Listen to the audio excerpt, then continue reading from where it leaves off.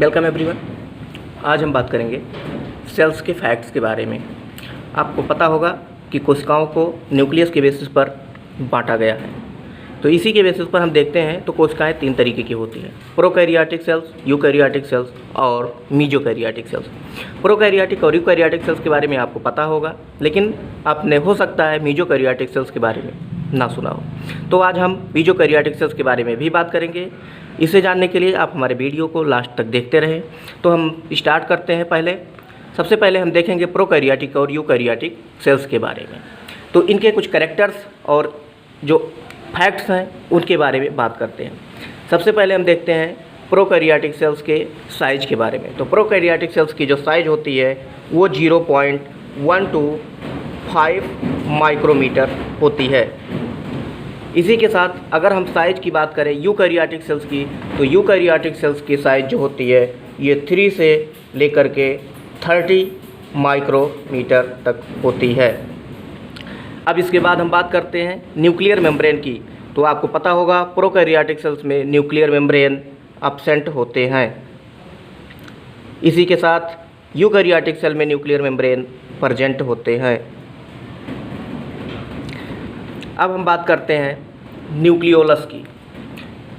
Prokaryotic cells में nucleolus भी absent होते हैं, जबकि यूकैरियोटिक सेल में न्यूक्लियोलस प्रेजेंट होते हैं। इसके साथ ही हम बात करेंगे इन्वेलप सिस्टम। इन्वेलप सिस्टम और मेम्ब्रेन बाउंडेड ऑर्गेनल्स एक दूसरे से जुड़े होते हैं। हम इन्वेलप सिस्टम की बात करते हैं तो प्रोकैरियोटिक सेल में इन्वेलप सिस्टम सिंगल होता है, जबकि यूकैरियोटिक सेल में डबल होता है। यानी कि प्रोकैरियोटिक सेल में सिंगल इन्वेलप सिस्टम पाया जाता है, जबकि यूकैरियोटिक सेल्स में डबल इन्वेलप सिस्टम पाया जाता है। अब हम बात करेंगे मेम्ब्रेन बाउंडेड ऑर्गेनल्स की। Membrane bounded organelles prokaryotic cells में एब्सेंट होते हैं, जबकि यूकैरियोटिक सेल में प्रेजेंट होते हैं, जैसे कि mitochondria, endoplasmic reticulum, Golgi body etcetera. अब हम बात करते हैं हिस्टोन प्रोटीन की। आपको पता होगा हिस्टोन प्रोटीन क्रोमोसोम के फॉर्मेशन के लिए बहुत ही इम्पॉर्टेंट होते हैं, और हिस्टोन प्रोटीन प्रोकैरियोट्स में एब्सेंट होते हैं, जबकि यूकैरियोट्स में प्रेजेंट होते हैं। अब हम बात करेंगे डीएनए आरएनए के रेशियो की। तो प्रोकैरियोट्स में डीएनए और आरएनए का जो रेशियो होता है वो 1:2 का रेशियो होता है, जबकि हम बात करें यूकैरियोट्स में तो डीएनए और आरएनए का रेशियो जो होता है वो n:1 का रेशियो होता है। अब हम बात करते हैं आरएनए। तो प्रोकैरियोट्स में आरएनए अधिक मात्रा में पाए जाते हैं, और लगभग 65% आरएनए प्रोकैरियोट्स में पाए जाते हैं, जबकि यूकैरियोट्स में ये कम मात्रा में पाए जाते हैं, और ये लगभग 45% पाए जाते हैं। अब इसके बाद हम बात करते हैं साइक्लोसिस। आपको पता होगा साइक्लोसिस क्या होता है। प्रोटोप्लाज्मिक स्ट्रीमिंग को हम साइक्लोसिस कहते हैं, और ये प्रोकैरियोट्स में एब्सेंट होते हैं। अब बात करते हैं यूकैरियोट्स में, तो साइक्लोसिस यूकैरियोट्स में पाए जाते हैं। अब बात करेंगे मियोसिस। आपको पता होगा मियोसिस सेल डिवीजन के बारे में। मियोसिस सेल डिवीजन ऐसा सेल डिवीजन होता है जिससे एक पेरेंट सेल से 4 डॉटर सेल्स बनते हैं, जिसमें कि क्रोमोसोम नंबर हाफ हो जाता है। प्रोकैरियोट्स में मियोसिस सेल डिवीजन नहीं पाया जाता, यानी कि एब्सेंट होता है, जबकि यूकैरियोट्स में ही मियोसिस सेल डिवीजन पाया जाता है। अब हम बात करते हैं प्रोकैरियोटिक सेल्स के एग्जाम्पल की। तो प्रोकैरियोटिक सेल्स के एग्जाम्पल मोस्टली बैक्टीरिया होते हैं, जो कि cyanobacteria, you bacteria, archaebacteria, mycoplasma, rickettsia आते हैं। अगर हम कहें एग्जाम्पल्स में प्रोकैरियोट्स के, तो मोनेरा जो किंगडम है वो पूरा प्रोकैरियोट्स का होता है।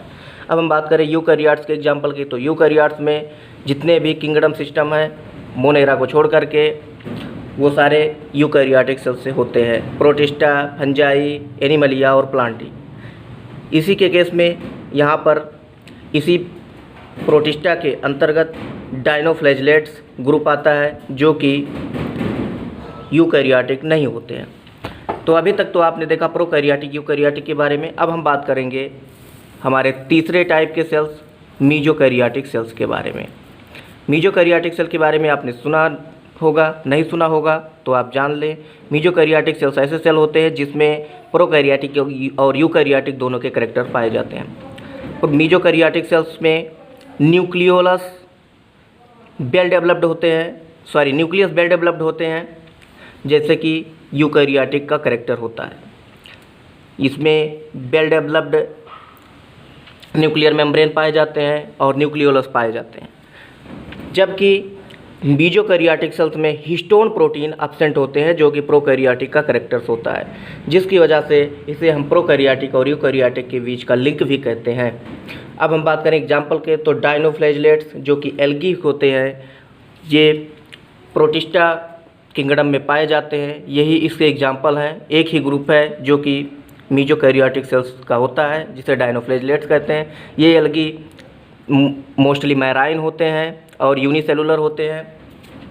इसके कुछ ग्रुप जो होते हैं वो ऑटोट्रॉफिक होते हैं, जबकि बाकी कुछ ग्रुप जो होते हैं वो हेटेरोट्रॉफिक होते हैं। जो हेटेरोट्रॉफिक ग्रुप होते हैं वो मोस्टली सिम्बायोटिक फॉर्म में पाए जाते हैं।